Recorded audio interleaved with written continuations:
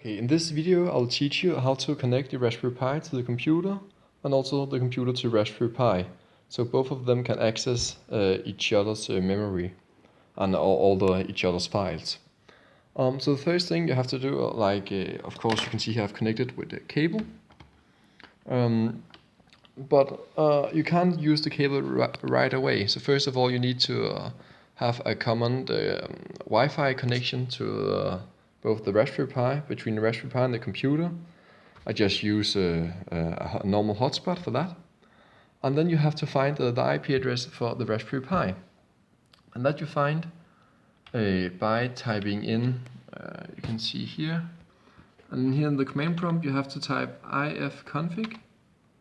And you get a long list. And then you have to, for the VLAN 0, then you have to type in this IP address. There's a couple of them, but this is the one you need.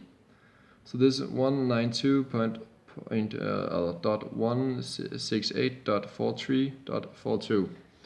That I type into my computer. I've typed it in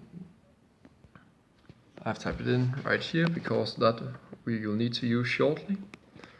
But first of all, you also want to do a couple of things on the Raspberry. You would like to go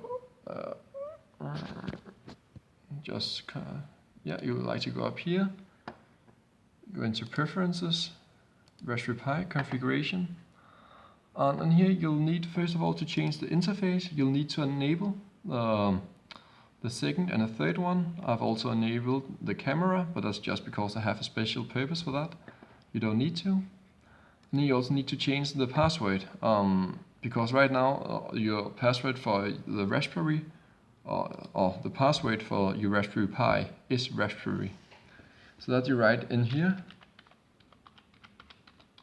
Then you want to change it to something you can remember. Right now I just choose 128 because that's simple for this video. Then press OK. Okay, the reason why it failed for me is because I already have a password called 128 because I already changed it, but this should work perfectly for you. It worked for me just before. So then you press OK, going out, and then you can go on to the computer.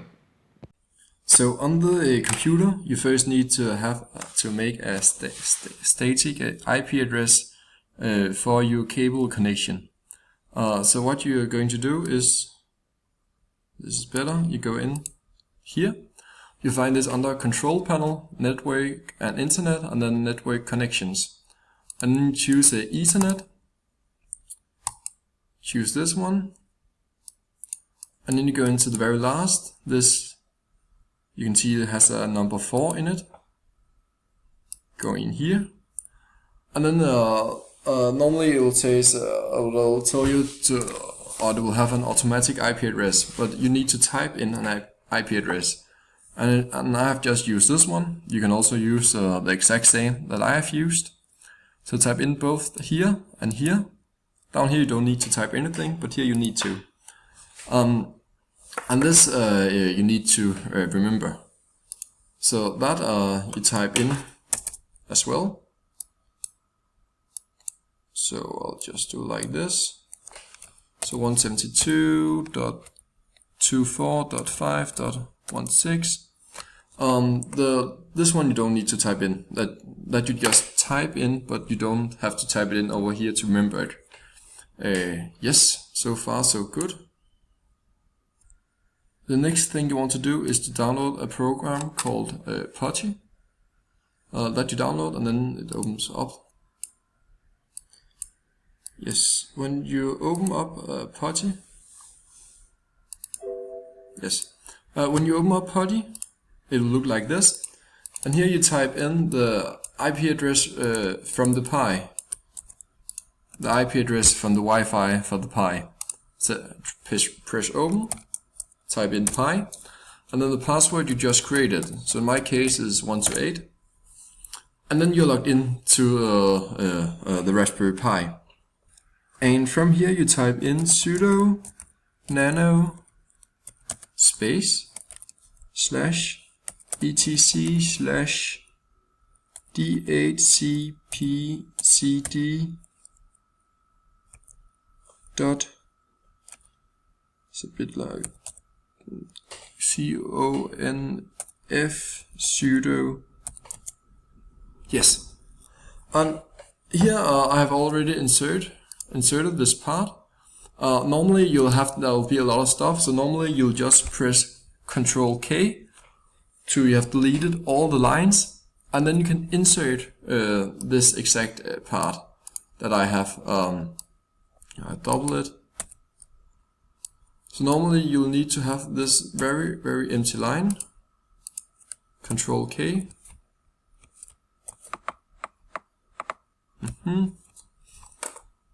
Yes, whatever stands there, you just need to press Ctrl K to delete all of it, and then you insert these lines.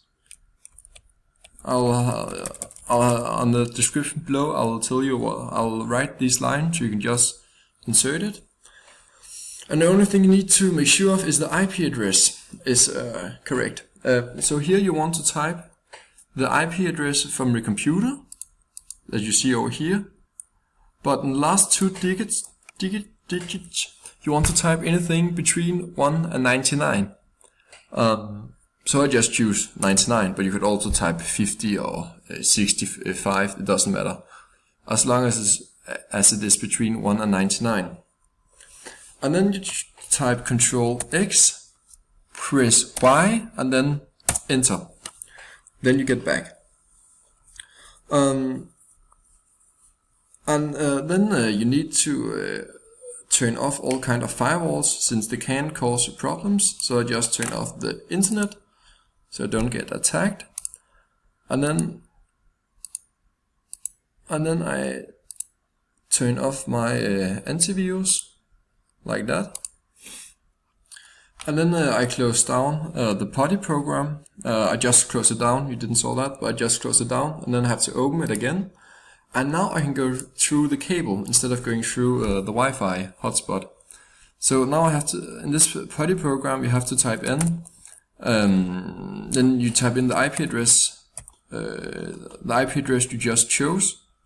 Remember, this was the IP address for the PC. This is the IP address for the Pi. So that you just type in here. You can also save it, so you don't have to type it in each time.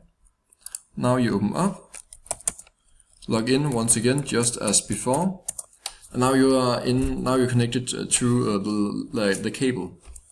And to make sure that it works, you can type ping, and then you can. Oh, that was wrong. You just press Ctrl C to stop this. So you type in ping, and then you type in the IP address from the computer. And when you start to get new lines, then you're sure it works.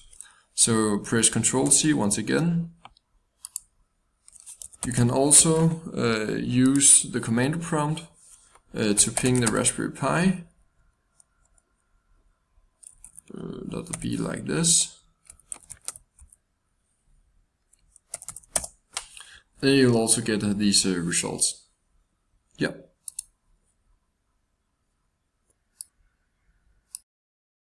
Now you go back to the Pi. You have to disconnect the cable, because otherwise the Pi can't figure out to use the internet through the Wi-Fi.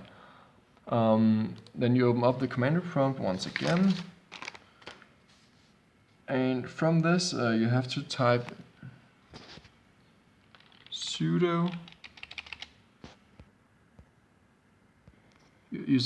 Type sudo apt get install, press enter, and it starts to download. And if it asks you to press yes press Y for yes, then just do that. I just did this, so this is pretty fast on my computer. It might take a few minutes for you to do it. And then you type in this part, sudo apt get install samba common.bin. Just have to focus it. Yeah, sorry for the technique. I think you can see it there. Press enter. And then it keeps installing once again. Also very fast because I just did it. Again, it'll take a few minutes for you to do it. And then you press, and you type a sudo nano space etc samba smp.conf. Press enter. And from here you just press Ctrl K, deleting all of it. And here you have to type in a lot of stuff, so I just paste it. So in the description it will be this, all this will be for you to see, so you can just copy and paste it. And then you press Ctrl X, press Y, and then enter, and then you are back again. And from here you type sudo smb passwd and then space a and then pi, like that. And then you have to type in a new password. I just choose 128 once again, since that's easy.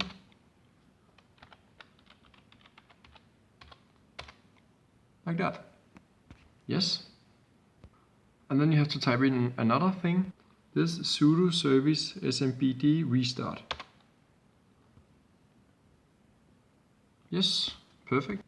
And then you go back on the PC. Before you go back on PC, you have to connect the cable to the computer once again, like that.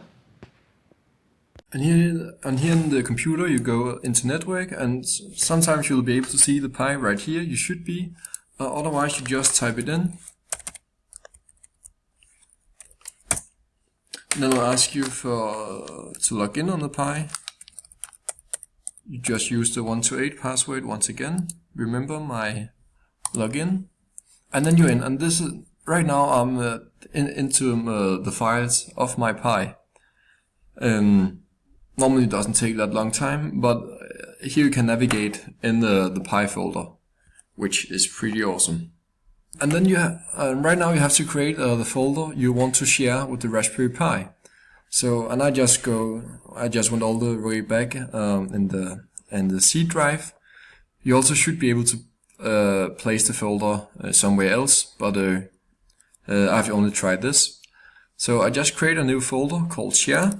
I put in some stuff that I might want to use from my Pi, and then I go into here, and then I go into share, and then as normal share and advanced share, and I just share or use both functions. But actually, before you can proceed from this point, you have to go into start. And you have to create another user for the computer in case you don't have that. Yeah, it's a bit special, but you have to do that of some reason how. So I actually created this Pi user. I don't have any other purpose with it, but I just created the Pi user, and my my password for this user is just 128. So I just use that password to all the stuff right now. So 128, and then just call the user Pi. And then when you go in here for shared, first press that one, and then you have to you can see I already gave all permissions both to reading and writing, but otherwise you have to type in the Pi, and then you'll press add, and then it will come up here, and then you have to give the access, the full access. And then you might have to press share. Yes. Then you go into here, advanced share, press permissions, and then again you have to add the Pi, and then you press present Pi. You can control name. Then you press OK, and then you have to give access, the full access. Go back, go back, go back. And then you go back to the party program. Might just close down, so I have to log in again. And I already saved the IP address, but I can just use this again. Great. Open. Pi. And when you sometimes it'll be a bit slow to ask you for the password. That's just how it is. Not so much to do about it.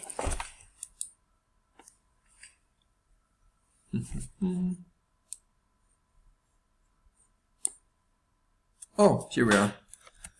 128. Great. And then you press mkdir, this funny sign, share. And I can't do it because I already did it. And then you have to type in this long part where you have the IP address right here from the PC, and you have the password, and you have the username. Great, and that worked. And now we can go. I just type in some stuff. Don't think about that. But then you can access the folder from the Pi by typing cd home Pi and then the name of the shared file, the share folder, and I just called my file share, so it's just share. Type it in. Now you're in, and then I can start one of the programs. So I can type in python.py. That's one of my programs right here, and then I can start it. And this program is taking some pictures, which it also will load directly into the same folder.